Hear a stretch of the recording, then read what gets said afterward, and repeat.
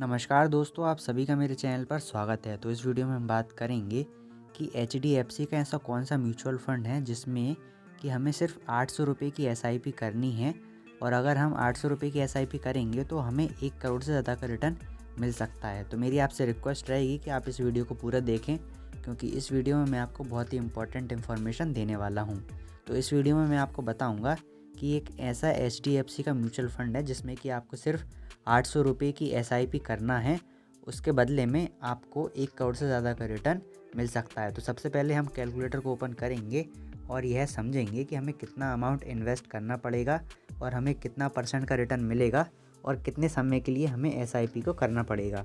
तो यहाँ पर आप देख सकते हैं, यहाँ पर मैंने ग्रो ऐप का कैलकुलेटर ओपन कर रखा है और यहाँ पर एसआईपी का ऑप्शन सेलेक्ट हो रखा है। तो यहाँ पर सबसे पहले हम ये सेलेक्ट करते हैं कि हमें कितने रुपए की एसआईपी करनी है। तो यहाँ पर मंथली इन्वेस्टमेंट हमें 800 रुपये की करनी है। तो यहाँ पर मैंने 800 रुपये लिख दिया है, जैसा कि आप देख सकते हैं यहाँ पर मैंने 800 रुपये लिख दिया है। अब इसके बाद अब हम यहाँ पर रिटर्न लिखेंगे, यानी कि हमें कितना परसेंट का रिटर्न मिल सकता है। तो जिस एचडीएफसी म्यूचुअल फ़ंड की मैं बात करने वाला हूँ इस वीडियो में, यानी कि बताने वाला हूँ, उस म्यूचुअल फ़ंड से आपको कम से कम 20% का रिटर्न तो मिलेगा ही मिलेगा। वैसे इस म्यूचुअल फ़ंड की जिसकी मैं बात करने वाला हूँ, यानी जो दिखाने वाला हूँ, उसमें आपको 30% का भी रिटर्न दिया है, पर लेकिन हम कम से कम 20% का रिटर्न मान के चलते हैं। अब यहाँ पर अगर हम 800 रुपये की एसआईपी करते हैं, 20% का रिटर्न हमें मिलता है और यह अगर हम 20 साल तक करते हैं तो हमें कितना रिटर्न मिलता है। जैसा कि आप यहाँ पर देख सकते हैं कि यहाँ पर हमें टोटल 25 लाख से ज़्यादा का रिटर्न मिला है, पर लेकिन हमें 1 करोड़ का रिटर्न चाहिए। 1 करोड़ के रिटर्न के लिए आपको यहाँ पर इन्वेस्ट करना होगा 20 साल से ज़्यादा के लिए। आपको यहाँ पर अगर आप 1 करोड़ से ज़्यादा का रिटर्न लेना चाहते हैं तो आपको 27 साल के लिए इन्वेस्ट करना पड़ेगा। तो आप यहाँ पर देख सकते हैं 800 रुपये की एसआईपी है, 20% का रिटर्न है एनुअल और 27 साल के लिए आपने इन्वेस्ट किया है। और यहाँ पर आप टोटल अमाउंट देख सकते हैं, आपका जो टोटल अमाउंट इन्वेस्टेड है वो है 2,59,000 और जो कि 27 साल बाद हो जाएगा 1 करोड़ 2 लाख रुपए, यानी कि 1 करोड़ से ज़्यादा का हो जाएगा। तो चलिए अब हम बात करते हैं कि एचडीएफसी का वो कौन सा म्यूचुअल फंड है जिसमें कि आप इन्वेस्ट कर सकते हैं और आपको वहाँ 1 करोड़ से ज़्यादा का रिटर्न मिल सकता है। तो अभी हमने ग्रो ऐप को ओपन कर लिया है। ग्रो ऐप को ओपन करने के बाद आपको यहाँ पर सर्च वाले टैब पर क्लिक कर देना है। तो सर्च टैब पर क्लिक करने के बाद आपको यहाँ पर लिखना है एचडीएफसी। यहाँ पर आप एचडीएफसी लिख देंगे तो यहाँ पर आपको एक ऑप्शन नज़र आ रहा होगा एचडीएफसी फ्लेक्सी कैप फंड। तो आपको इस पर क्लिक कर देना है। तो आपको यहाँ पर वीडियो को छोड़कर नहीं जाना है। बहुत सारे लोग सोचेंगे कि हमें म्यूचुअल फंड के बारे में पता चल गया तो हम वीडियो को यहीं पर छोड़ देते हैं। तो ऐसा आपको बिल्कुल भी नहीं करना है, क्योंकि सबसे ज़रूरी इन्फॉर्मेशन मैं आपको अभी देने वाला हूँ। तो जैसा कि आप देख सकते हैं, आप इसका नाम अच्छे से देख लीजिए, HDFC flexi cap direct plan growth. तो आपको इस वाले म्यूचुअल फंड में इन्वेस्ट करना है 800 रुपये की एसआईपी, जिसके बदले में आपको 27 साल बाद 1 करोड़ से ज़्यादा का रिटर्न मिल सकता है। तो जैसा कि आप यहाँ पर देख सकते हैं, पिछले 3 साल का अगर हम डाटा देखें तो यहाँ पर हमें 27% का रिटर्न दिया है। जो कि हमने कैलकुलेशन की थी वो 20% के रिटर्न पे की थी, पर लेकिन यहाँ पर हमें 27% से ज़्यादा का रिटर्न देखने को मिला है। अगर हम पिछले 1 साल की बात करें तो 1 साल में तो यहाँ पर हमें 32% का रिटर्न मिला है, और अगर हम पिछले 5 साल की बात करें तो यहाँ पर हमें 20% से ज़्यादा का रिटर्न देखने को मिला है। और आने वाले में बहुत ज़्यादा उम्मीदें बताई जा रही हैं कि जो मार्केट है वो बहुत तेज़ी से ऊपर जाने वाला है, जिसकी वजह से जो रिटर्न है वो हमारे कई गुना बढ़ जाएंगे।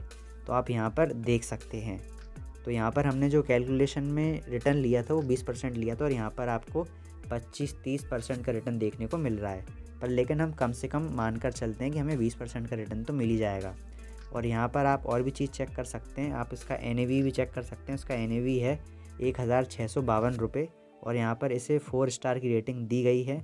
और अगर आप चाहें तो इस म्यूचुअल फंड में कम से कम 100 रुपये की भी एसआईपी कर सकते हैं, पर लेकिन अगर आप 1 करोड़ का रिटर्न लेना चाहते हैं तो आपको कम से कम 800 रुपये की एसआईपी करनी पड़ेगी। और अगर हम यहाँ पर फ़ंड साइज़ की बात करें तो जो उसका फ़ंड साइज़ है वो है 45,992 करोड़।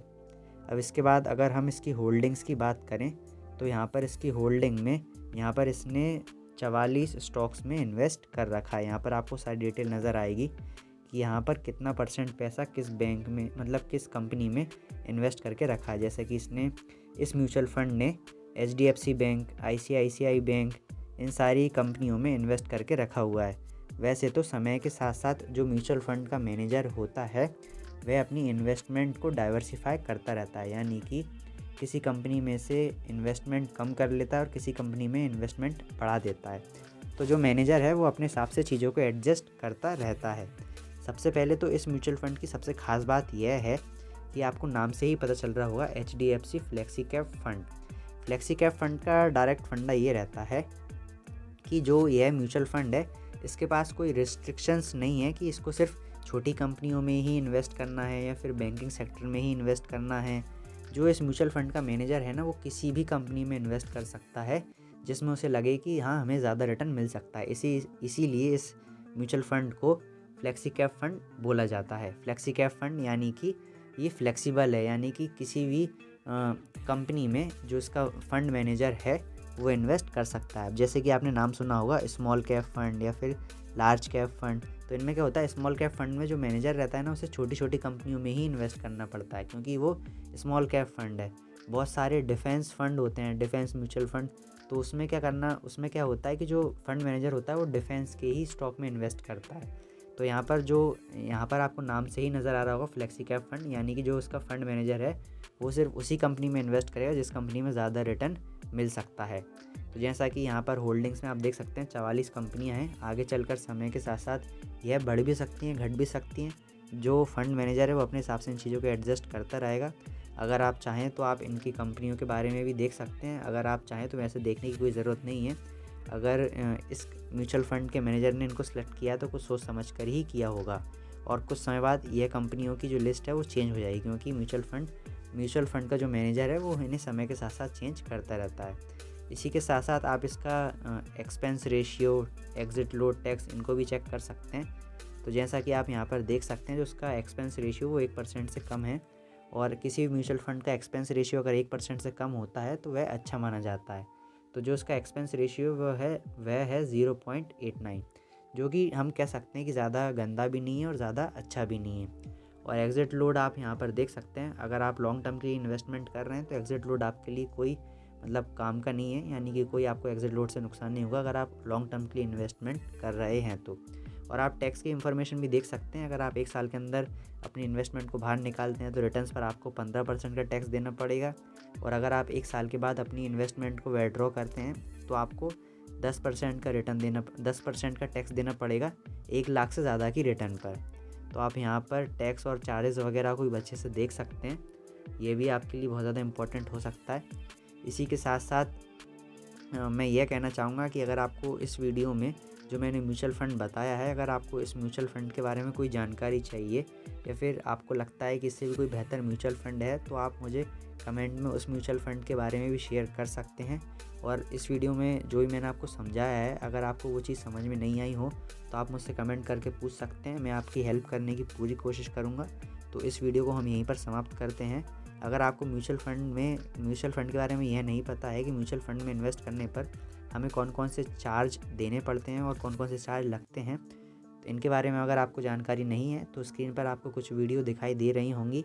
आप उन वीडियोस पर क्लिक करके म्यूचुअल फ़ंड के चार्जेस के बारे में जानकारी प्राप्त कर सकते हैं। तो इस वीडियो को हम यहीं पर समाप्त करते हैं। धन्यवाद।